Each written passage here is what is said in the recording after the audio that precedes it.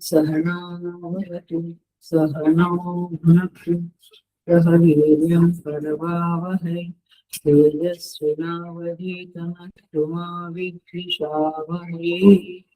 ॐ शान्ति शान्ति शान्ति। समस्तजनकल्याणे निरतं करुणामयं नमामि चिन्मयं देवं सद्गुरुं ब्रह्मविद्वान्।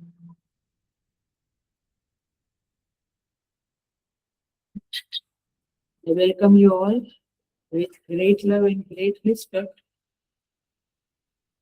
in this Bhagavad Gita discourses. हम 16वें अध्याय पे आए हुए हैं। 16वें अध्याय के 5 श्लोक हमारे हो गए। छठे श्लोक पे हम प्रार्थना करते हैं परमेश्वर से और पूज्य गुरुदेव से। हम पुनः इस डिस्कोर्सेस का सत्र शुरू कर रहे हैं। हम सबके ऊपर परमेश्वर और पूज्य गुरुदेव की कृपा बस बरसते रहे और हम इस तरह से यह श्रीमद् भगवद गीता 18 अध्याय संपन्न करें। यही प्रार्थना के साथ हम भगवद गीता का डिस्कोर्स शुरू करेंगे। सो आइए हम चैंट करेंगे श्लोका नंबर 6 से 10। We will start from number 1.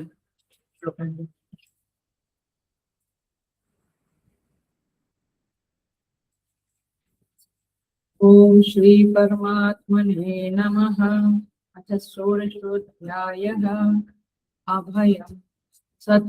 Shri भगवान् उवाच अभयं सत्त्वसंशुद्धिः ज्ञानयोगव्यवस्थितिः दानं दमश्च यज्ञश्च स्वाध्यायस्तपःआर्जवम् अहिंसा सत्यमक्रोधः त्यागः शान्तिरपैशुनम् दया भूतेष्वलोलुप्त्वम् माधवं वीरचापलम् तेजक्षमा धृतिः शौचम् अर्थोः नातिमानिता भवन्ति सम्पदं दैवीम् अभिजातस्य भारत दम्भो दर्पोऽभिमानश्च क्रोधः पारुष्यमेव च अज्ञानं चाभिजातस्य पार्थसम्पदमासुरीं दैवी सम्पद्विमोक्षाय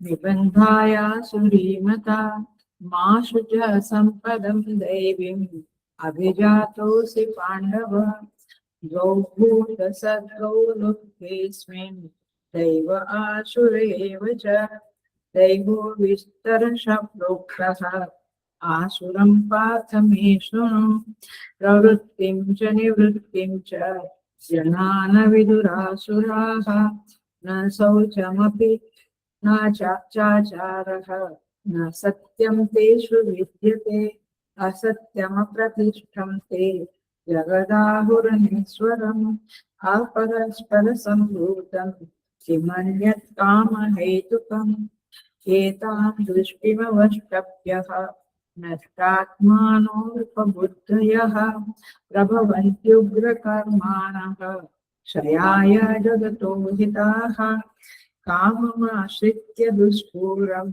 दम्भमानमदान्विताः मोहात् गृहीत्वा सद्ग्राहान् प्रवर्तन्ते शुचिव्रताः।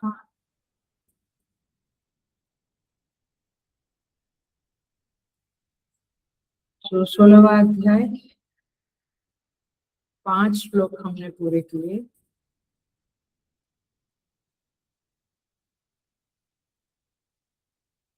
छठे श्लोक से आज हम आरंभ कर रहे हैं। देखिए, द्वौ भूत सर्गो लोकेस्मिन् दैव आसुर एव च। अस्मिन् लोके, इस लोक में, हे पार्थ, हे अर्जुन, भूत सर्गो माने भूतों का समुदाय, मनुष्यों का समुदाय, दो एवं, दो प्रकार का ही है।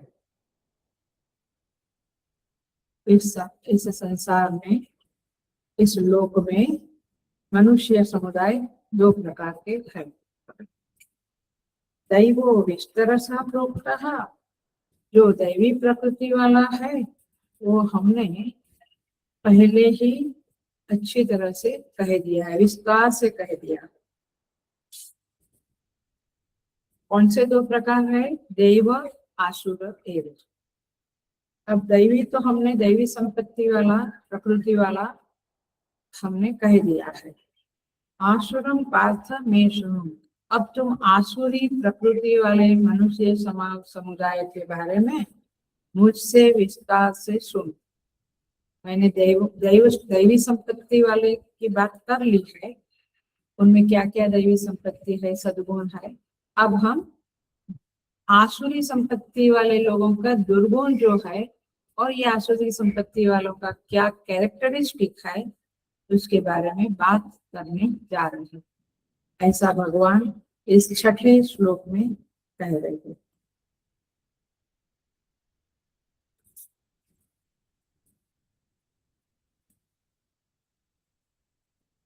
आइए हम देखेंगे। 5वें श्लोक में भगवान ने कहा था दैवी संपद विमोक्षाय, हम कनेक्शन कर रहे हैं। दैवी संपद विमोक्षाय, देवी संपत्ति जो है वो जीव को इस संसार बंधन से मोक्ष देने वाली।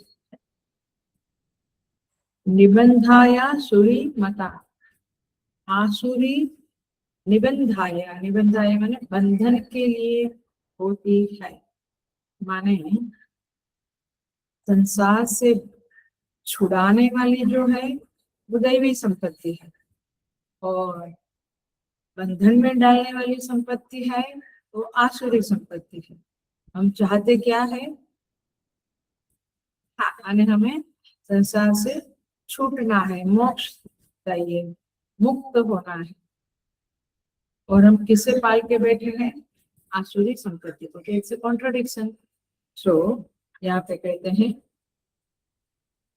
समझ लेना, दैवी संपत्ति विमोक्षाय, बिल्कुल पक्का करें हम कि मुझे मोक्ष चाहिए तो मुझे दैवी संपत्ति को प्राप्त करना पड़ेगा। आसुरी संपत्ति तो मुझे बंधन में ही डालेगा।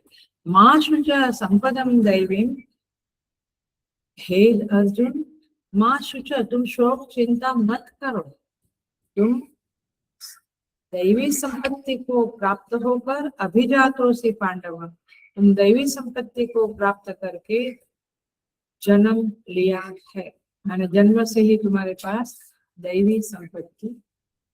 तो दो संपत्ति पक्की हुई, एक क्या है? बंधन में डालने वाली आसुरी, मुक्त करने वाली दैवी। अब ये ध्यान से सुनना, अटेंशन प्लीज। अब ये जो दैवी संपत्ति है उसके बारे में आप क्या समझ रहे हैं? तो देखो, जो वर्ण में आप उत्पन्न हुए हैं, वर्ण माने ब्राह्मण, क्षत्रिय, वैश्य, और जो आश्रम में आप हो, ब्रह्मचार्य आश्रम, गृहस्थाश्रम, वानप्रस्थ, संन्यास, तो जो आश्रम के लिए, जो वर्ण के लिए जो क्रिया होती है, 3 प्रकार की है, सात्विकी, राजसी, तामसी। तो जो सात्विकी क्रिया है वो फल की इच्छा से रहित होकर हम करते हैं, तो वह हमारी दैवी संपत्ति में आता है, वह हमें संसार से मुक्त करेगी। तो इसीलिए अपना कल्याण चाहने वाले कामी के लिए, कल्याण कामी के लिए ये दैवी संपत्ति ग्राह्य है, माने उसे अपनाने जैसा है। मेरा कल्याण मुझे चाहिए तो मुझे दैवी संपत्ति को प्राप्त करना है अथवा उसी में रहना है। आसुरी संपत्ति क्या है? जो हमारा वर्ण है, हमारा आश्रम है, उसमें जो राजसिक एवं तामसिक क्रियाएं होती है ना, और फल की आकांक्षा रखते हुए होती है, दो कंडीशन, राजसी और तामसिक क्रिया और फल की आकांक्षा रखते हुए क्रिया जो होती है वह आसुरी संपत्ति है। माने ऐसी क्रियाएं आसुर भाव को प्राप्त कराने वाली। सोचिए हम क्या करते हैं। तो फलाकांक्षा पूर्वक की गई प्रवृत्ति राजसी और तामसी है, और अहंकार सहित की हुई प्रवृत्ति राजसी और तामसी है। और जो फलाकांक्षा छोड़कर की है, केवल मेरा कर्तव्य है, मैं करता हूँ, तो वह दैवी है। और फलाकांक्षा पूर्वक की है वो आसुरी संपत्ति है, उसमें राक्षसी भी आ जाती है। राजसी आसुर के साथ जाएगी, तामसी क्रियाएं राक्षसी के साथ जाएगी। तो इस तरह से यहाँ पे कहा है, तो कल्याण कामी के लिए ये दोनों संपत्तियां त्याज्य है, माने इसका त्याग करना चाहिए। तो ये पूरा चैप्टर अभी छठे श्लोक से लेके एंड तक आपको आसुरी संपत्ति का परिचय मिलता है। भगवान ने कहा मां शुचः, तुम शोक मत करो। क्यों? क्योंकि तुम दैवी संपत्ति से युक्त हुए। मां शुचः, शोक मत करो क्योंकि तुम दैवी संपत्ति से युक्त हो। ये पूरे सुन लेना, अटेंशन प्लीज। पूरी गीता में, संपूर्ण गीता में ये 3 बार आया है मां शुचः। पहले कहाँ आया है? शोक शब्द, शोच शब्द कहाँ आया है? 2nd चैप्टर में परमेश्वर श्री भगवान उवाच, जब से भगवान बोलना शुरू करते हैं उसी समय में पहले श्लोक में आया है। क्या कहते हैं? अशोच्यानन्वशोचस्त्वं प्रज्ञावादांश्च भाससे गतासु न गतासुश्च नानुशोचन्ति पंडिताः। अशोच्यानन्वशोचस्त्वं, शोक न करने लायक चीजों में जो शोक करते हैं वो पंडित नहीं है। तो मां शुचः बीच में इधर आया है, मां शुचः संपदम दैवीम अभिजातो से पाकर, और लास्ट में सर्वधर्मान परित्यज्य मामेकं शरणं व्रज अहं त्वा सर्व पापेभ्यः सयिष्यामि मा शुचः। ऐसे पूछने से याद नहीं आएगा। ओपनिंग में, बीच में और एंड में, तीनों बार मां शुचः। भगवान कहते हैं कि साधक हो, आप शोक मत करो, कम से कम आप शोक मत करो। क्योंकि शोक किसका करते हैं? जो शरीर का, पैसे का, ये सब शोक तो बहुत सामान्य लोग करते हैं, बट साधक लोग जनरली किसका शोक करते हैं? सुन लेना। साधक को ऐसा लगता है कि मेरी साधना ठीक नहीं हो रही, तो उसके दिल में गमगीनता आती है, गमगीन बन जाता है, निराश हो जाता है साधक, थोड़ा उसको दुख होता है। और दूसरा, सिद्धि के बारे में, माने मैं अभी तक कहाँ पहुंचा हूँ, मैं कुछ पहुंचा ही नहीं किधर भी, साधना भी नहीं हो रही है, उसका गम है, कहीं पहुंचा नहीं, उसका भी गम है। तो साधन और सिद्धि के विषय में चिंता, दुख, गमगीनता रहती है साधक। तो भगवान कहते हैं देखो, साधन के विषय में तो मैंने ये कहा कि तुम लोग सब साधक लोग, आप सब अभिजातों से पांडव की तरह आप दैवी संपत्ति को लेकर ही जन्मे हो, तब तो आप सत्संग सुन रहे हो, गीता के बारे में सुन रहे हो। सारे लोग गीता नहीं सुन सकते हैं, सारे लोग कुछ सत्संग भी नहीं करते, और सारे लोगों को ये जो गीता पंचामृत के 5 श्लोक का हमने कारोबार किया था, माने प्रोजेक्ट उठाया था, कितने लोग? 2000 लोग आए, इतनी बड़ी दुनिया में से। So the point is this कि आप साधक हो, आपके पास दैवी संपत्ति है, तो आप शोक मत करो। तो साधन तो है आपके पास, और सिद्धि के बारे में तो मैंने कह दिया, क्या? अहम त्वा सर्व पापेभ्य मोक्षयिष्यामि मा शुचः। हे साधक, मैं तुम्हारे सारे पापों से तुम्हें छुड़वा दूंगा। इतना बड़ा कमिटमेंट है भगवान का। तो ये दोनों बातें याद रखते हुए कि हम बचपन से अच्छे गुणों को लेकर पैदा हुए हैं, हमारे अंदर गुडनेस है। मैं बहुत बार कहती हूँ, एक बड़ी कवयित्री ने भगवान से प्रेयर की थी जो मुझे बहुत याद है, हे प्रभु, you don't hide my beauty, my inner beauty from me. आप मेरे अंतर सौंदर्य को मुझसे छिपाना नहीं। मतलब कि आई शुड बी अवेयर कि मेरे अंदर क्या गुडनेस है। ऑफकोर्स क्या गलतियां है, क्या दुर्गुण है, वो भी याद रखना है, परंतु बहुत बार हम केवल अपनी कमियों को ही देखते हैं। No, we have to understand कि हमारे अंदर बहुत अच्छाइयां भी है। तो इस तरह से भगवान कहते हैं, माँ शुच संपदम देवी अभिजातोषि पांडव। ये आसुर भाव का एक अंडरस्टैंडिंग और कर ले। आसुर भाव क्या है? शोक करते रहते, फलाकांक्षा के पीछे पड़े रहते, मुझे ये चाहिए, मुझे वो चाहिए, कंटिन्यूअस फलाकांक्षा। ये लोग आसुर वाले हैं। और एक आसुर के बारे में बताते हैं, शास्त्र कि जो निषिद्ध, शास्त्र ने जो निषिद्ध कहा है, क्या? झूठ मत बोलो, माँ हिंसा, किसी की हिंसा, किसी को हर्ट मत करो, ये सब शास्त्र ने कहा है। लेकिन जब हम करते हैं निषिद्ध कार्य तो हम आसुर भाव को प्राप्त करते हैं। इसलिए हमेशा याद रखना है कि कोई निषिद्ध कार्य, ये झूठ बोलना, ये हिंसा करना नहीं, बहुत सारे निषिद्ध कार्य है जो हम बाय मिस्टेक कर लेते हैं। बाय मिस्टेक हो या समझने के बाद भी कर लेते हैं। अति खाना भी निषिद्ध है, शास्त्र में कहा है, युक्ताहार विहार, याद है ये तक। तो बहुत सारी चीजें निषिद्ध हम करते हैं, तो हम कहाँ जा रहे हैं?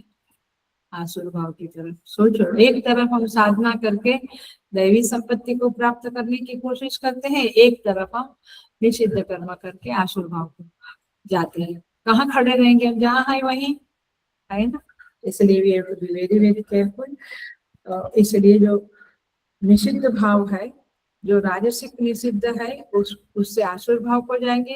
और जो तामसी है, माँ हिंसा, हिंसा मत करो, तामसी भाव है, तो आप राक्षसी योनि की तरफ जाएंगे। तो ये बातें हमें याद रखनी है। भगवान कहते हैं एक ही शब्द में और एक आसुर संपत्ति का और दैवी संपत्ति का चिन्ह बताते हैं। ये बात करके फिर हम छठे श्लोक में प्रवेश करते हैं। कहते हैं, भगवद आज्ञा अनुवृत्तिशीला देवाः। ये पीछे क्लास में भी कहा है, इससे कहती हूँ क्योंकि ये इम्पोर्टेंट है, वेरी इम्पोर्टेंट है। भगवद आज्ञा, परमेश्वर की आज्ञा, माने भगवान इधर बैठ के तो हमें आज्ञा नहीं देते हैं, बट शास्त्र बना के भगवान ने हमें आज्ञा दी है कि काल संध्या करो, जप करो, मेडिटेशन करो, पूजा करो, ये सब भगवान ने कहा है करना चाहिए। तो भगवद आज्ञा अनुवृत्तिशीला, उसको जो फॉलो करते हैं भगवान के आदेश को, तो देवा। भगवद आज्ञा अतिवृत्तिशीला, भगवान की आज्ञा का उल्लंघन करने वाले लोग आसुर हैं। कहाँ है आपके बच्चे, जवान बच्चे, छोटे बच्चे? कहाँ है? घरों में पूजा कर भी नहीं होता है आजकल। देव पूजा कहाँ है? बोले उसके लिए जगह नहीं है, वहाँ जूते रखने को जगह है, बड़ा सा, बहुत बड़ा, क्या बोलते हैं, वार्डरोब। ऐसा है, वार्डरोब नहीं, बड़ा एक टेबल वो रहता है, उसमें एक एक के 5-5 तो 4 लोगों के बीच जूते रहते हैं, उसके लिए जगह है, बट देवघर के लिए जगह। तो क्या कहे, तो आसुर भाव की तरफ कौन जाता है और देव भाव की तरफ कौन जाता है, ये यहाँ पे बहुत स्पष्टतया कहा। अब हम छठे अध्याय से शुरू करते हैं, छठे श्लोक से शुरू करते हैं। आसुरी संपत्ति वाले लोगों का लक्षण क्या है वो हम देखने जा रहे हैं। श्लोक के मीनिंग को देखते हैं। द्वौ भूत सर्गौ लोके अस्मिन्, हे अर्जुन, इस श्लोक में भूत सर्गो माने भूतों की सृष्टि, भूतों की सृष्टि माने मनुष्य समुदाय में, पशु नहीं आएगा, मनुष्य समुदाय। द्वौ एव, दो ही प्रकार का है, देव और आसुरी। देखते हैं इसे है। फिर कहते हैं देवता के बारे में, दैवी संपत्ति का तो बहुत कहा, आसुरी संपत्ति में अभी शुरू करने जा रहा हूँ, ऐसा भगवान कहते हैं। अस्मिन लोके दो भूत सर्गो, भूत की दो प्रकार की उत्पत्तियां हैं। सर्ग माने सृष्टि, बट सृष्टि की जगह पे यहाँ पे उत्पत्ति शब्द लेंगे, मैंने आचार्य ने लिया। सर्ग का अर्थ सृष्टि नहीं है यहाँ पे, उसका अर्थ है उत्पत्ति।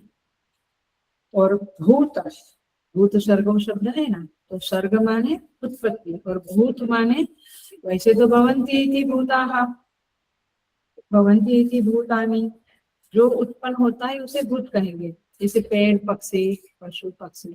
लेकिन यहाँ पे भाष्यकार ने लिखा है, देखो भाष्य में, भूतानाम मनुष्याणाम, मिला, भूत माने मनुष्य समुदाय। क्यों?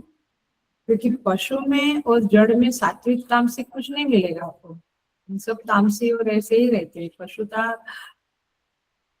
माने तामसी ही है। आप कितना भी गुण गाओ कि उसकी आंखें कितनी सुंदर है, मेरे पेट की, मेरे स्किन कितनी मस्त है, उसके चेहरे पे कितना शांति है, प्यार है, उसको समझता है, ठीक है, but basically they are the तामसी और राजसी, ज्यादा करके तामसी ही। पशुत्व तो तामसिक का ही है। सो तो आप एक बाजू दैवी गुण संपन्न होना चाहते हैं, एक बाजू आप तामसिक का प्यार, उसके साथ सत्संग करते रहते हैं, माने तामसिक के साथ ही जिंदा रहते हैं आप लोग, सानिध्य में रहते हैं। सोचो, वाइब्रेशन वाइब्रेशन तो बहुत बोलते रहते हैं आप लोग, तो वाइब्रेशन कोई चीज नहीं है क्या, है ना? तामसिक का वाइब्रेशन तो लगता है ना। इतना समझ में हमारे बस की बात नहीं, ठीक है, अच्छी बात है। सो यहाँ पे क्या कहते हैं भगवान, गौ भूत सर्गौ लोकेस्मिन, अस्मिन लोके, इस लोक में दो प्रकार के मनुष्य देखे गए हैं, दैव आसुर तेवच, दैवी संपत्ति वाले और आसुरी संपत्ति वाले। दैव शब्द में वृद्धि, इसको संस्कृत में वृद्धि बोलते, देव से दैव हुआ और असुर से आसुर हुआ, इसको शब्द में वृद्धि बोलते हैं। इसका अर्थ क्या होता है? संबंधित। देव दैव, देव माने देवता, दैव माने देवता के संबंधित और आसुरों के संबंधित। यहाँ पे दो प्रकार की संपत्तियों का निरूपण का किया गया है, दैवी और आसुरी। इसमें दैवी को तो बता दिया, अब आसुरी संपत्ति के बारे में विवरण सुनो। इसे कहेंगे प्रतिज्ञा वाक्य। क्या कहेंगे? प्रतिज्ञा वाक्य माने भगवान पूरा डिस्कोर्सेस जो होता है उसका एक नियम होता है, उसका एक रहस्य होता है, जो आचार्य गणों से सीखते हैं वो इस रहस्य को जानते हैं, जहाँ पे सबसे पहले प्रतिज्ञा होती है, फिर हेतु, पाला, निगमन, सब कुछ होता है, पहले प्रतिज्ञा होती है। तो भगवान ने अब प्रतिज्ञा कर दी, क्या? मैं तुम्हें आसुरी संपत्ति वाले लोगों का लक्षण बताऊंगा। क्यों? ऐसा प्रश्न आता है, क्यों भगवान? दैवी संपत्ति सुन लिया, इट्स इनफ, अब आसुरी नहीं सुन रही। भगवान कहते हैं यू मस्ट लिसन। क्यों? भाष्यकार ने लिखा प्रयोजन, क्या बताया? तत्परिवर्जनार्थम। क्या प्रयोजन है भगवान का? प्रयोजन माने हेतु, रीजन व्हाई भगवान इज टेलिंग कि मैं तुम्हें आसुरी संपत्ति के बारे में बताऊंगा। क्यों आग्रह करते हैं? भाष्यकार कहते हैं तत्परिवर्जनार्थम, उस आसुरी संपत्ति यदि मेरे अंदर है तो मैं उसका परिवर्जन करूं। परिवर्जन माने निकाल दूं, परिवर्जन माने निकाल दूं। तो उसकी पहचान होगी कि इसको आसुरी संपत्ति कहते हैं, तब हम उसको छोड़ेंगे ना। पता ही नहीं तो कैसे? तो पता करने के लिए ये बाकी के श्लोक हो रहे हैं।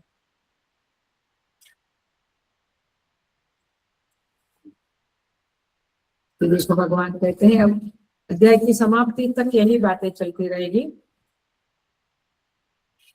भाष्यकार कहते हैं प्रत्यक्षीकरणेन च अस्याः परिवर्जनम कर्तुं शक्यते। इसको प्रत्यक्ष कर लिया, समझ लिया, उसकी स्पष्ट पहचान हो गई, तो फिर हम उसको छोड़ सकते हैं, त्याग कर सकते। पता ही नहीं तो कहाँ से त्याग। घर में चोर बैठा है सगे संबंधी के रूप में, तो पता ही नहीं कि वो चोर है मेरा सगा, घर में आया है लेकिन वो चोर भी है, वो पहचान ही नहीं, तो हम उसको बोलेंगे रहो ना और रहो और रहो। पता चला तो कब जा रहे हो, टिकट कब के निकालने। सो इस तरह से यहाँ पे कहते हैं। देखते हैं हम थोड़ा और इसके बारे में आगे देखते हैं।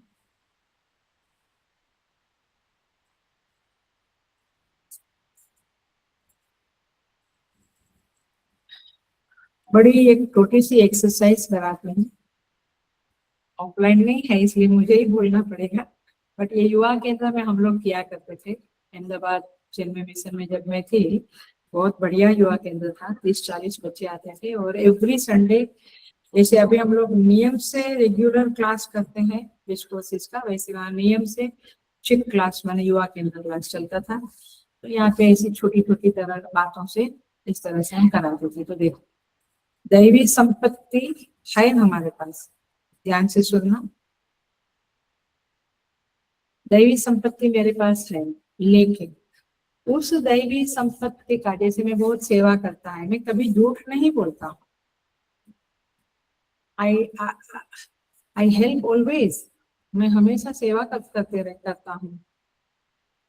मैं बहुत ज्यादा जप करता हूँ, लोग तो 5 माला 10 माला करते हैं, मैं 25 माला करता हूँ। तो ये इसको क्या बोलेंगे, अहंकार, राइट। मुझे सब जप का अहंकार, सेवा का अहंकार, मुझे किसी को हर्ट नहीं करता हूँ, आई एम केयरफुल, उसका अहंकार। ये जो हमारे सद्गुण है ना, वो जैसे याद है ना वो केनोपनिषद की कहानी, इंद्र वगैरह का विजय मिला परमेश्वर की कृपा से, लेकिन वो अपना पार्टी करने लगे, बोला अस्माकम विजयम अस्माकम विजयम, ये हमारा विजय, तुम्हारा कुछ नहीं है, कराता है तब तुम करते हो। मैंने दान दिया, बोलने के लिए बोले हम, बट अंदर से समझे कि उसने बुद्धि दी, पैसा दिया है, तो पैसा तो मैंने मेरी मेहनत से कमाया। अरे भाई, कई लोग बहुत मेहनत करने पर भी वो पैसा नहीं आता है। तो आप जरा सा उसमें ईश्वर तत्व के फैक्टर को देखो, देखने की आदत डालो। सो इसको क्या कहेंगे, ईगो आया। तो दैवी संपत्ति प्लस ईगो, ये गीता जी के बारे में ऐसे नहीं बोलते हैं जिसको सच में, बट समझाने के लिए, क्योंकि एकदम याद रह जाएगा आपको, और ये बहुत इंपॉर्टेंट बात है, हम बार बार फिसल जाते हैं, इसलिए बताते हैं। दैवी संपत्ति plus ego is equal to आया आसुरी संपत्ति, और आसुरी संपत्ति प्लस ईगो इज आसुरी संपत्ति ओनली, घट्टा, ये पक्की आसुरी। हाँ, तो एक हो गया या दो हो गया। अब तीसरा, दैवी संपत्ति minus ego is equal to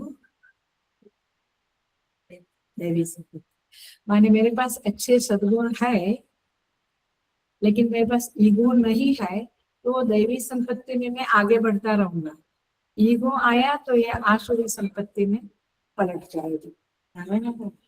तो दैवी संपत्ति माइनस आसुरी minus ego is equal to दैवी संपत्ति।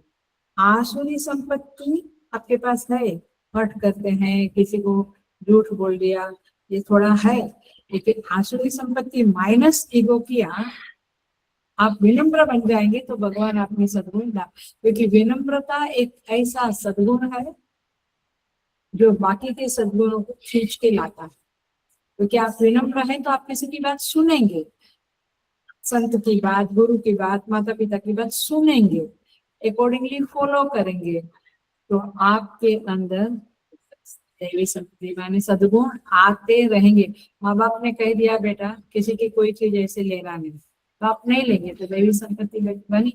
बेटा झूठ नहीं बोलना, तो दैवी संपत्ति बनी, आपने फॉलो किया। तो विनम्रता का अर्थ है आप बड़े लोगों की बातों को सुनो, समझो एंड फॉलो करो, या फिर जो भी देश के कानून है, जो भी है, आप उसको फॉलो करें, तो आपके अंदर दैवी संपत्ति आएगी। तो आसुरी संपत्ति minus ego is equal to दैवी संपत्ति, दैवी संपत्ति minus ego is equal to दैवी संपत्ति। दोनों में प्लस ईगो किया तो आसुरी संपत्ति। तो इस तरह से हमें ये ईगो का भी बहुत बड़ा ध्यान रखना पड़ेगा। केवल दैवी तभी तो ये देवताओं को बार बार मार खानी पड़ती थी। देवता के गुण दैवी संपत्ति है, बट ईगो आया, फिर भगवान ने उनको चमत्कार दिखाया, हारना पड़ा, भागना पड़ा, स्वर्ग खाली करना पड़ा, है। तो ये बहुत ध्यान, बहुत माने अतिशय इस बात के ऊपर आप लोग विचार करना, क्योंकि बहुत मेहनत से देवी संपत्ति हमने अर्जन की है, ईगो के कारण वो नष्ट ना हो जावे, वो आसुरी में पलट न जावे, ट्रांसफर ना हो जावे, ये ध्यान रखना। रामचरितमानस एक और बात कहते हैं, ये आसुरी संपत्ति के बारे में ही, दैवी संपत्ति के बारे में कहते हैं। रामचरितमानस में मनुष्य में दैवी और आसुरी दोनों संपत्तियां रहती है। हर एक मनुष्य में ये दोनों संपत्तियां है। क्या कहते हैं रामचरितमानस? सुमति कुमति सबके उर रही, सुमति कुमति माने अच्छी मति, बुरी मति, सुमति कुमति सबके उर रही, उर माने हृदय, सबके हृदय में, नाथ पुराण निगम अस कहहि, निगम माने आगम, निगम, पुराण, ये सब कहते हैं कि हर जीव में सुमति कुमति माने अच्छाइयां और बुराइयां रहती है। अब डिपेंड्स अपॉन आपका, यदि ज्यादा दैवी संपत्ति है तो आप दैवी संपत्ति वाले कहे जाएंगे, इस तरह से।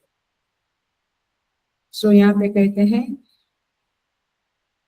जो आसुरी संपत्ति, इसीलिए दोनों में है ही, तो आसुरी संपत्ति वाले जो है उनको माथे पे सिंह और पूंछ नहीं होता, वो भी ऐसे देवी वाले जैसे ही दिखते हैं, परंतु उनका स्वभाव और उनकी बुद्धि बहुत मलिन, देह मलाइस, मलाइस माने महिलापन, माने दुर्गुण बहुत सारे उनके अंदर होते हैं।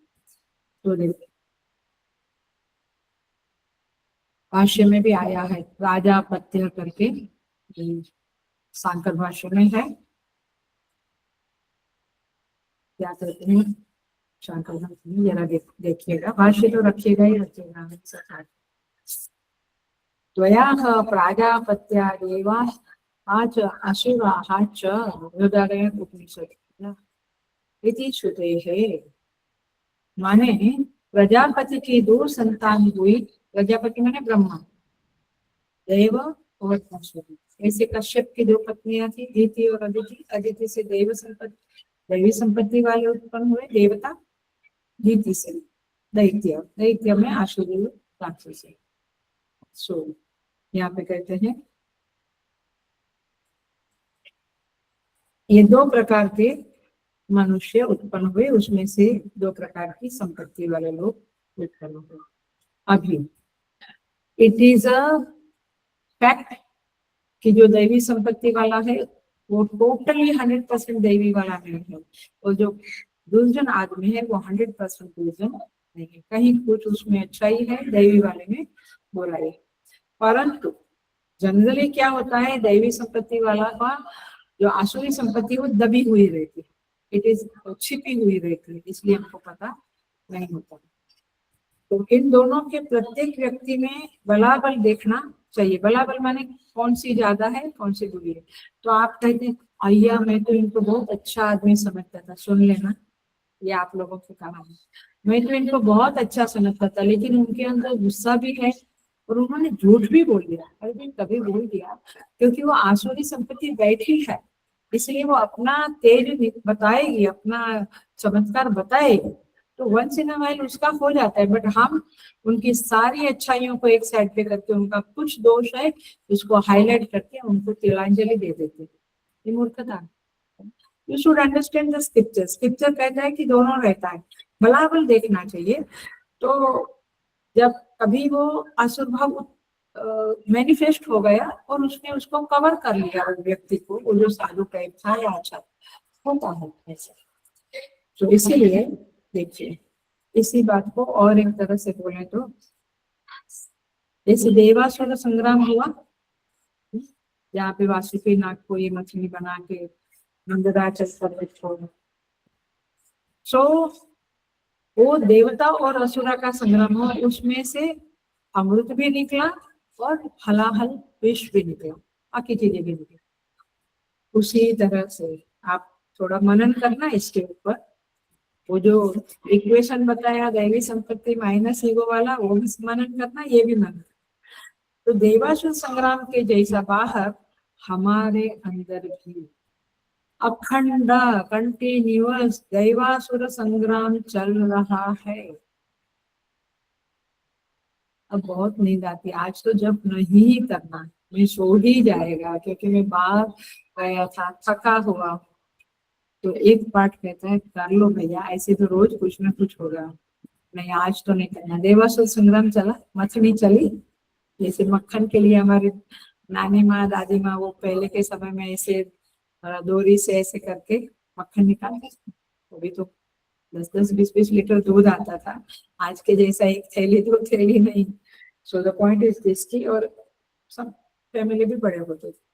So the point is this की, हमारे अंदर भी नित्य ये दैवासुर संग्राम चल रहा है। One has to be extremely alert and careful. और इसीलिए कब क्या होता है you never know. Classic example है वाल्मीकि ऋषि। पहले क्या था, आसुरी संपत्ति से भरपूर थे, राक्षसी संपत्ति, मार डालते थे, काट डालते थे। और फिर जपा के बाद वाल्मीकि ऋषि बन गए। पहले लुटे हुए थे, फिर ऋषि बन गए। एक क्रौंच पक्षी को बाण लगा किसी शिकारी ने, तो उनके हृदय से रामायण फूट पड़ी, रामचरितमानस फूट पड़ा। तात्पर्य ये है कि ऐसा सब बनता है। हम लोग भी देखते हैं, मिशन में भी कोई साधु बनता है 5 साल 10 साल, या आचार्य पद के भी लोगों को देखा है मैंने। सांदीपनी पवई के आचार्य भी जो थे, कोई एक बार उन्होंने शादी कर लिया था। तो मैंने एक, आप संन्यास आश्रम से गृहस्थाश्रम में चले गए तो पतन भी देखा जाता है, उत्थान भी देखा जाता है। तो ये सब अपने अंदर के जो मसाला है उसके ऊपर हमें नजर रखना है, और उसको देवी संपत्ति को बढ़ाना है, आसुरी को कम करना, सिंपल। तो इस तरह से यहाँ पे बताया। अब हम आगे बढ़ते हैं, श्लोका नंबर 7 में आते हैं हम, जहाँ पे असुर संपत्ति वालों का एक बढ़िया लक्षण बताया, और वो लक्षण हमें है कि नहीं देख।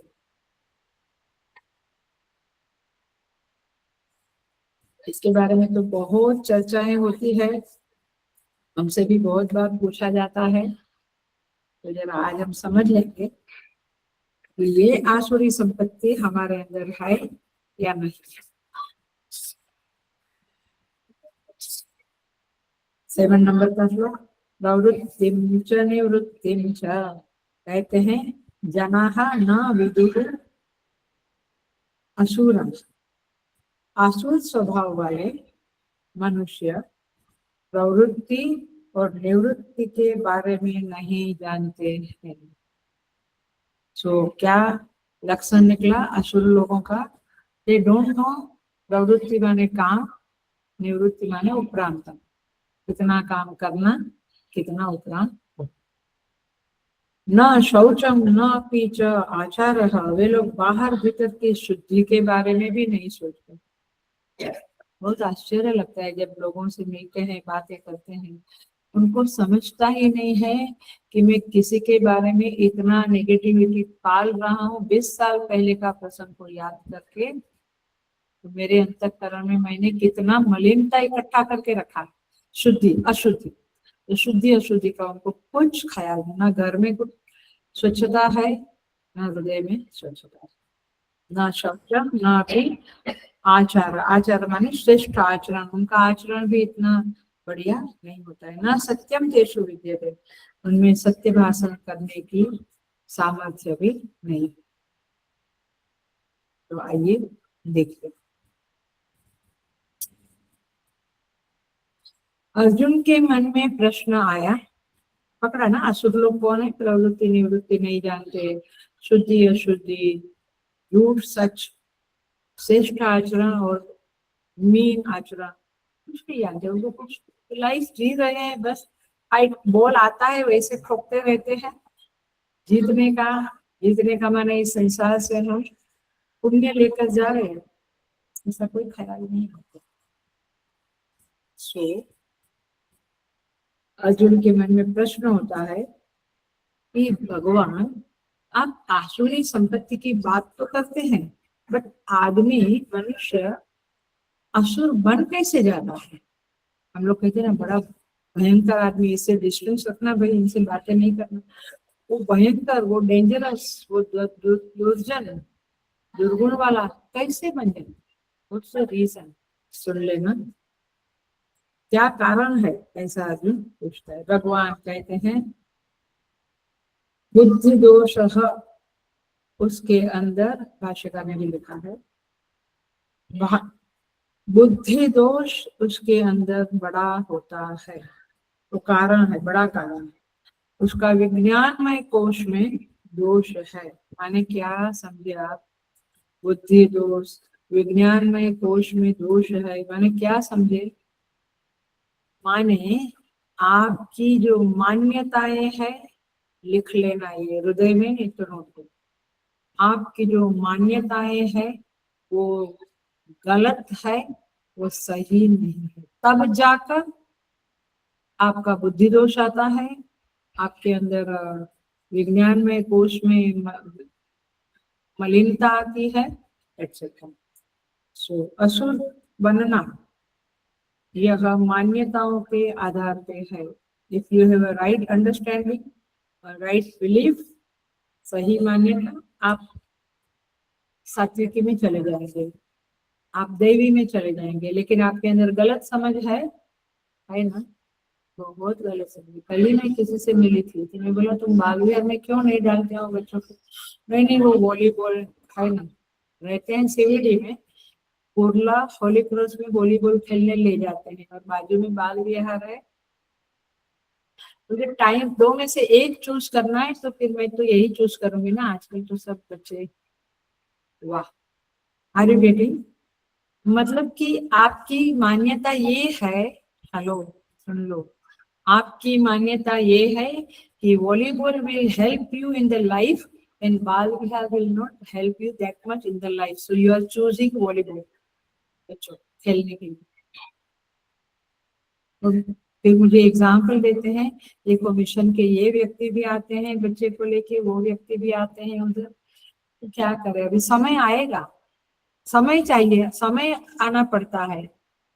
अच्छा, समय आना, मैंने वॉलीबॉल का समय आ गया, तुम्हारी गलत फहमी ने वॉलीबॉल को समय को लाया, और तुम्हारी गलत फहमी के कारण तुमने बाल विहार को त्याग दिया।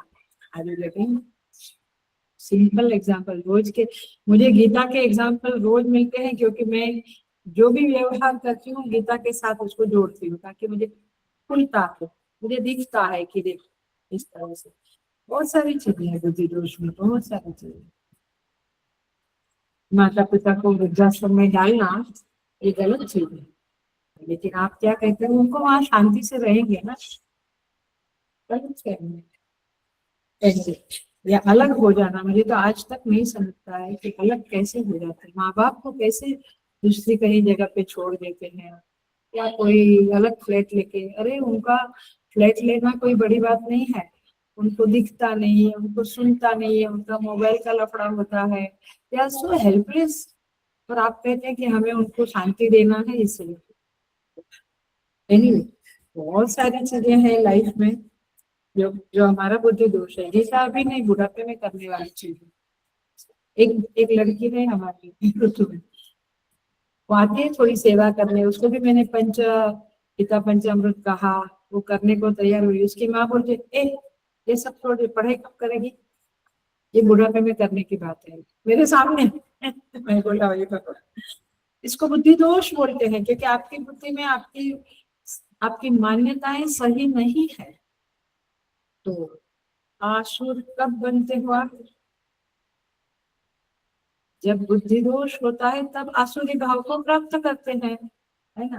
केवल जगत का पांच भौतिक भोग विलास आपको आसुरी भाव में ही ले जाएगा।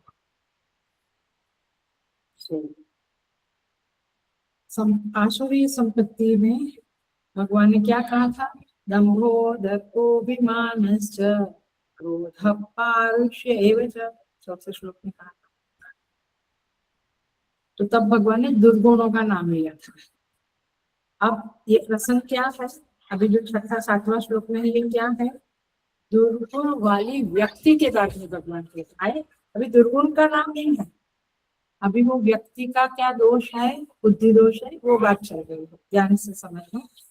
दंभ, दर्प, क्रोध, ये सब दुर्गुण है, बट बुद्धि दोष है ये आपके व्यक्तित्व का, आपकी पर्सनालिटी में बहुत बड़ा दोष है। इसका अर्थ है चित्त में अविवेक है, डिस्क्रिमिनेशन नहीं है, क्या सही क्या गलत, क्या सच क्या झूठ, बिल्कुल।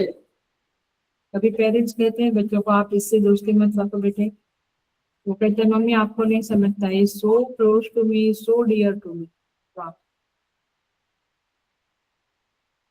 तुमको ही समझ लेके आए हैं, माँ बाप को कुछ समझता ही नहीं है। चित्त में अविवेक ही बुद्धि दोष है, जिसके कारण आपको प्रवृत्ति और निवृत्ति का विवेक नहीं होता है। तो असुर होने का आधार है अविवेक। देखिए भगवान श्री कृष्ण ने यहाँ पे क्या कहा, प्रवृत्ति निवृत्ति, माने प्रवृत्ति माने कर्तव्य, निवृत्ति माने अकर्तव्य, ऐसे भी आप अर्थ ले सकते। तो क्या मुझे करना चाहिए, क्या मुझे नहीं करना चाहिए, इसका कोई विवेक नहीं है। शाम को गप्पे मार के बैठते हैं, पाठ में भजन में नहीं आते हैं। कर्तव्य तो यही है ना कि इस वानप्रस्थाश्रम की उम्र में आपको भजन करना चाहिए, लेकिन आप सोसाइटी के लोगों की चर्चाएं करते हैं तो टाइम वेस्ट करते हैं। तो कर्तव्य अकर्तव्य का भान नहीं, अकर्तव्य माने अननेसेसरी निंदा स्तुति नहीं करना है। सो क्या करना क्या नहीं करना, कितनी प्रवृत्ति करना, इसका ये भी अर्थ है कि कितना काम करना और कहाँ पे रोक लगा देना। लेकिन नहीं, करते रहते फिर बीमार पड़ते, या फिर टेंशन आता है, माइंड फ्रेश नहीं रहता है, तो फिर गुस्सा आता है, अथवा कहो कि सबसे झगड़ा होता है, समझता ही नहीं है इंसान। तो कितनी प्रवृत्ति करनी, कौन सी प्रवृत्ति करनी, कभी कभी हम एक्स्ट्रा काम भी करते हैं, लेकिन कभी कभी लोग कम काम भी करते हैं। जोमेटो में काम करते हैं, सुबह किया फिर नहीं, अभी घंटा बाद, दोपहर के बाद सो गया, तो फिर आपने कम काम किया। आप जवान है, 20-25-30 साल के हैं, आपको काम करना चाहिए, नहीं 4 घंटा किया, खाने पीने का आज का हो गया, यही टेंडेंसी होती है ऐसे लोगों की। So the point is this की कितनी प्रवृत्ति करनी, कब करनी, कौन सी करनी, कब तक करना, कितनी ऊर्जा लगाकर करना, किस कैसे करना, ये सब चीजें स्पष्ट होनी चाहिए। If it is not, then you are going towards आश्रय। देखिए लोग कहते हैं ऑफिस में, प्राइवेट वगैरह में, आप सेवानिवृत्त क्यों हो रहे हो, आप रिटायर्ड क्यों हो रहे हो, आप चालू रखो ना, हमें जरूरत है आपकी। और कई बार लोग कहते हैं आप कब हो रहे हो, क्यों, क्योंकि बस हो गया। So the point is this की घर में भी यही हालत है, देश में भी, आपकी गवर्नमेंट में, सब जगह पे ये प्रवृत्ति और निवृत्ति का विवेक बहुत बुद्धिमानता है, जरूरी है। सो इस तरह से भाष्यकार क्या लिखते हैं, देखो, प्रवर्तनम यस्मिन् पुरुषार्थ साधने कर्तव्य प्रवृत्ति ही, पुरुषार्थ साधन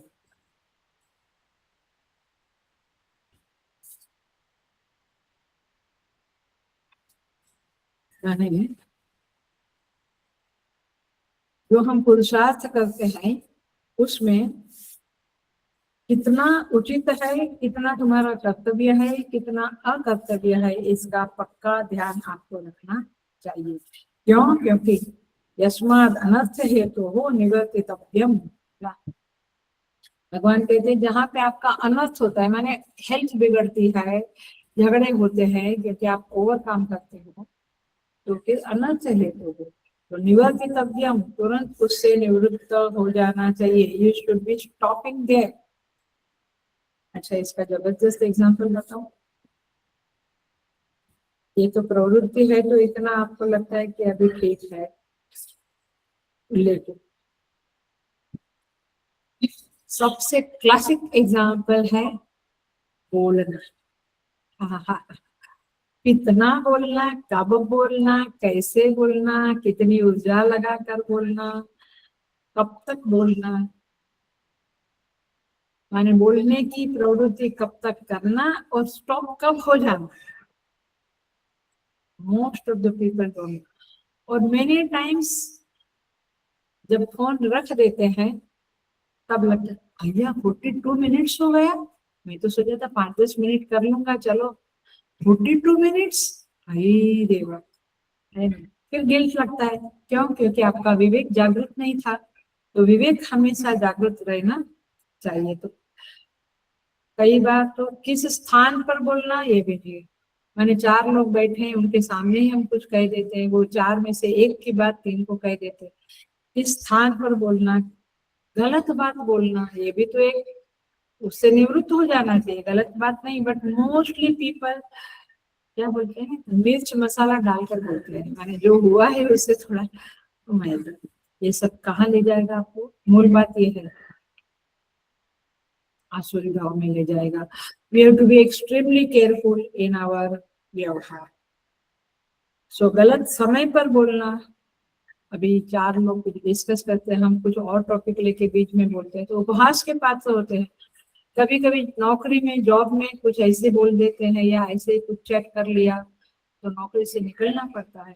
तात्पर्य ये है कि आदमी को समझ के बोलना चाहिए। इवन सास ससुराल में, मायके में जाते हैं आप, अब शादी हो गया है तो मायके में कितना इंटरफियर करना, ये समझना चाहिए। और ससुराल में कितनी मर्यादा से बोलना, ये सब कुछ समझना पड़ता है। सो इसको कहते हैं व्यक्ति की, सुन लेना, बहुत जबरदस्त वाक्य है, व्यक्ति की बुद्धि फलदर्शन करने में असमर्थ है। व्यक्ति की बुद्धि फलदर्शन करने में असमर्थ है, माने उसको पता ही नहीं कि ये बोला तो क्या फल मिलेगा, तो फल का दर्शन करने में समर्थ नहीं है, कैपेबल नहीं है।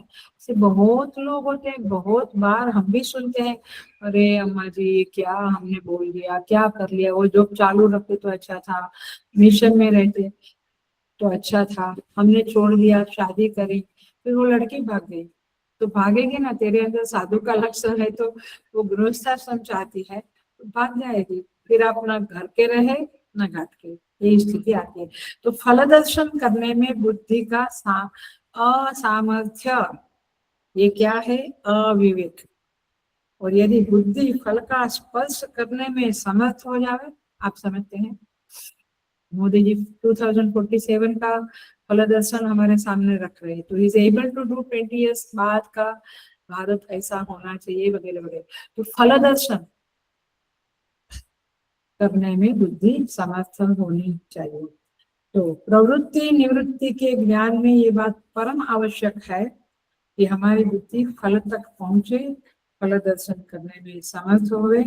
ऐसा नहीं कर सकती है तो वो बुद्धि राजसी तामसी है, वो सात्विकी नहीं है।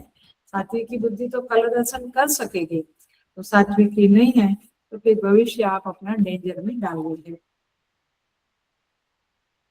18 चैप्टर में आता है, 18वें अध्याय में, प्रवृत्तिं च निवृत्तिं च कार्याकार्ये भयाभये बंधं मोक्षं च या वेत्ति बुद्धि सा पार्थ सात्विकी।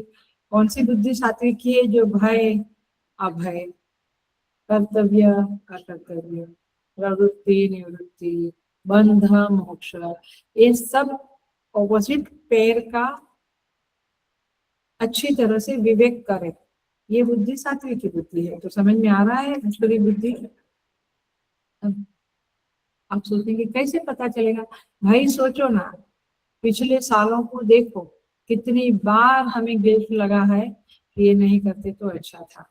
तो इसका मतलब क्या है कि आपकी बुद्धि में आसुर भाव अच्छे से बैठा है।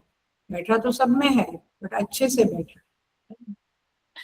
बुद्धि के सामने पहली चुनौती है कि बुद्धि फलस्पर्शिणी हो, फल दर्शन करने में समर्थ हो। ये एक बात हो गई। अब दूसरी बात करेंगे, दो ही बात मेन है। जब आपको पता चला, आपकी बुद्धि ने ये देखा कि फल दर्शन किया और देखा कि नहीं, यहाँ पे फायदा भी नहीं है, नुकसान है, और मेरा करियर बिगड़ जाएगा, मेरा सब कुछ नाश हो जाएगा, तो आपको पता चला कि ये करना सही नहीं है। सिंपल रसगुल्ला 2 का 4 खा लिया तो फल दर्शन हुआ कि शुगर बढ़ेगी, तो पता चल गया। लेकिन लेकिन ये छोटा सा एग्जाम्पल है, बट जिंदगी के बहुत बड़े बड़े एग्जाम्पल से, बहुत बड़े बड़े डिसीजन है जहाँ आपने विवेक नहीं वापरा। तो दूसरी आवश्यकता क्या है कि बुद्धि ने निर्णय तो कर लिया कि ऐसा गलत फल मिलेगा, तो मुझे ये काम को विराम कर देना चाहिए, तो मुझे यहाँ से निकल जाना चाहिए, या ये खाना नहीं चाहिए, ये सुनना नहीं चाहिए। खाली अननेसेसरी मेरे हृदय में फालतू के संस्कार पड़ेंगे, नेगेटिव संस्कार पड़ेंगे। I want to be pure. मांगते तो हम यही है, चित्त शुद्धि दो भगवान, चित्त शुद्धि दो, और फिर गलत बातें सुन भी लेते हैं। जरा समझ में आता है कि वो गलत बातें, नेगेटिव बातें सुन सुन के वो तो हृदय मलिन हुआ। एक बार जो आप चित्त शुद्धि मांगते हैं, एक बार जो आप हृदय को मलिन करते हैं, शरीर को खोखला कर देते हैं, क्योंकि ज्यादा बोलने से भी आपकी एनर्जी बहुत जाती है। ज्यादा खाने से भी, केवल रसगुल्ला 2 का 4 नहीं, खाना भी यदि अति खाया, अति आहार भी नुकसान कारक है। तो ये सब कुछ में आप क्या करते हैं, जानते हुए भी उधर से विड्रॉल करना आपके वश में नहीं होता है। That is the point. यही बात निवृत्ति शब्द से भगवान कहते हैं कि निवृत्ति के बारे में भी समझो, मतलब कि उधर से विड्रॉ कर दो। फालतू बातें चलती है, उठ जाओ या छोड़ दो, माने कॉन्फ्रेंस कॉल है या जो है छोड़ दो। अति आहार भी मत करो। बहुत ज्यादा टीवी देखने से भी आंखें, कोई मतलब नहीं, ये दिमाग खराब होता है। तो तात्पर्य है कि वो विड्रॉ करने की ताकत नहीं होती, इसको कहेंगे असंयमी व्यक्ति। तो ये वो अपनी इच्छा वासनाओं का गुलाम होता है। तो इसलिए भगवान कहते हैं ये सात्विक की बुद्धि वह है जो ये इसका विवेक कर पाए। लेकिन यदि आपने संयम नहीं किया तो धीरे धीरे उस गलत कर्मों का फल पाप है। गलत कर्म का ही उत्पत्ति पाप की उत्पत्ति करता है, और फिर वह पाप आपको बहुत सुख देता है। वो पाप आपको बहुत दुख देता है। तो दुख आता है तो मुझे दुख क्यों आया, बट तूने क्यों ये गंदगी इकट्ठी की। तो गंदगी का तो फल दुख ही है। कहीं पर भी खाना गंदा है तो भी, व्यवहार गंदा है तो भी फल दुख ही है। इसलिए गोस्वामी जी कहते हैं, काऊ न को सुख दुख कर दाता, निज कृत कर्म भोग सब भ्राता। कोई सुख दुख देने वाला नहीं है इस दुनिया में। हम घंटों बिताते हैं उसके बारे में कि उसने ऐसा दुख दिया था मुझे, ऐसा। कोई नहीं दुख देता। निज कर्म, निज कृत कर्म भोग सब भ्राता। अपने कर्म के ही भोग होते हैं। सो ये बातें समझने के बाद आपको विवेक उत्पन्न होता है। माने जब समझते हैं तो विवेकशील है। तो अर्थ की हेतु भी प्रवृत्ति है, अनर्थ की हेतु भी प्रवृत्ति। कुछ गलत हुआ, अनर्थ हुआ जीवन में, वो भी आपकी प्रवृत्ति के कारण। अर्थ हुआ, कुछ प्राप्त हुआ प्रवृत्ति के कारण। तो आपका कर्तव्य और अकर्तव्य के बारे में आपको बहुत सावधानी रखनी है, और कब विराम लेना और कब तक चालू रहना, ये आपको खुद को समझ आने। तो एंड तक हार्ट अटैक ही आ गया। अरे मैं तो पहले कर, मैं तो अगली उम्र में, माने पिछली उम्र में भजन करने वाला था, गीता सीखने वाला था, अब हो गया क्योंकि तूने कंट्रोल ही नहीं किया। सो अच्छा, एक उसके साथ एक और बढ़िया एग्जाम्पल है, वो भी बता दूं। चलना,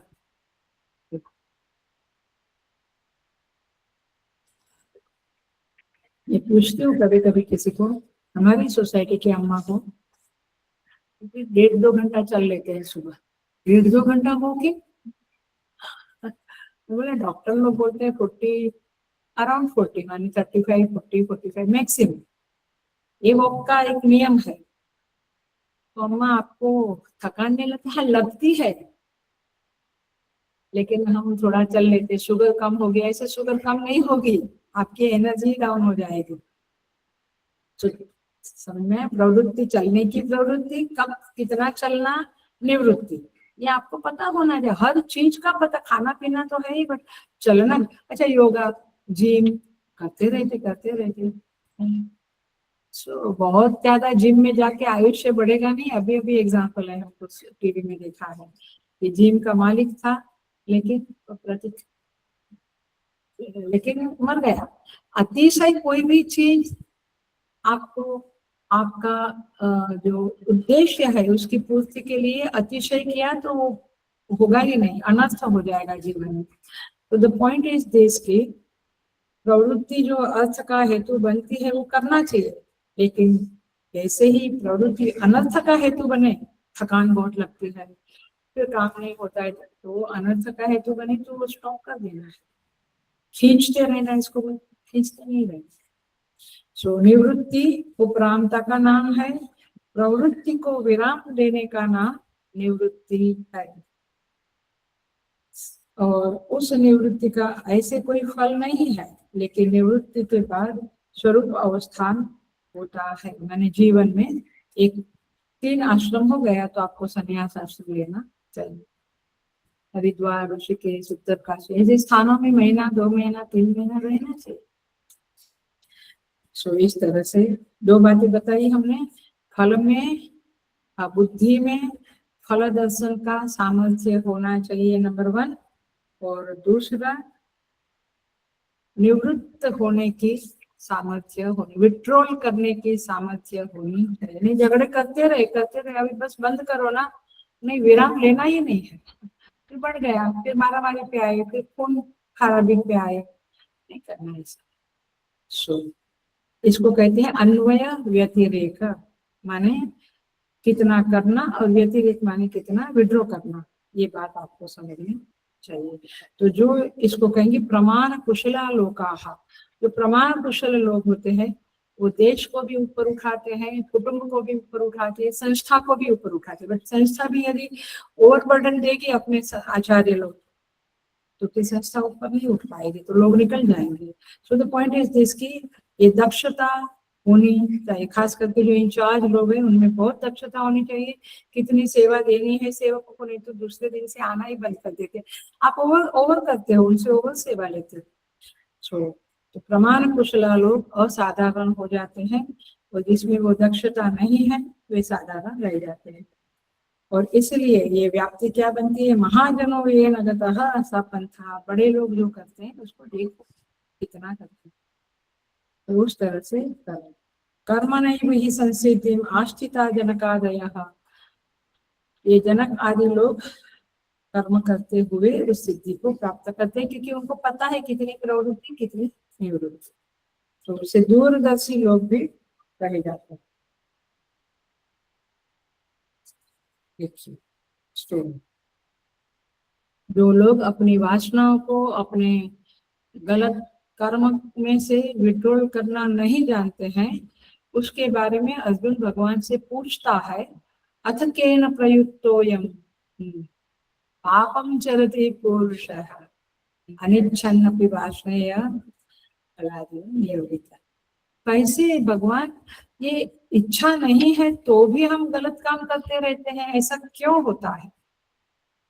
न चाहते हुए हम पाप में क्यों प्रवृत्त होते हैं? भगवान कहते हैं